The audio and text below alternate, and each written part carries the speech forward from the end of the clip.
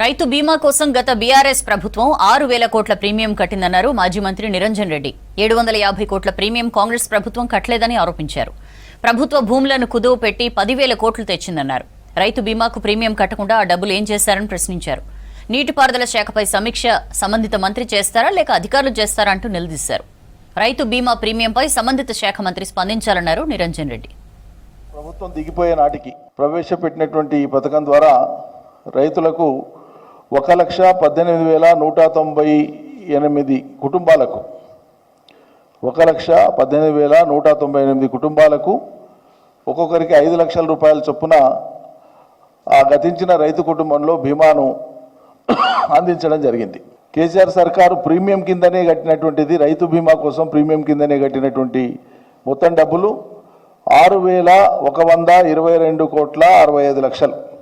మళ్ళీ చెప్తాను, 6,122 కోట్ల 65 లక్షల రూపాయలు ప్రీమియం కింద చెల్లించింది. ఈ 750 కోట్ల రూపాయలు ఈ సర్కారు ప్రీమియం కట్టని కారణంగా, ఆ కిస్తు కట్టని కారణంగా దాదాపు 7,000 పైచిలకు మంది రైతులు ఎవరైతే ఇటీవలి కాలంలో చనిపోయినటువంటి వాళ్ళు ఉన్నారో మొత్తము వాళ్ళ క్లెయిమ్స్, ఆ బిల్స్, ఆ ఫైళ్ళన్నీ పెండింగ్లో ఉన్నాయి. ఇప్పుడు రైతు బీమాకు కనీసం కిస్తీ కూడా కట్టకుండా 10,000 కోట్లు తెచ్చినప్పుడు మరి 750 కోట్లు మాత్రమే రైతు బీమాకు ప్రీమియం కట్టడానికి సర్కారుకి ఎందుకు మనసు వస్తలేదు?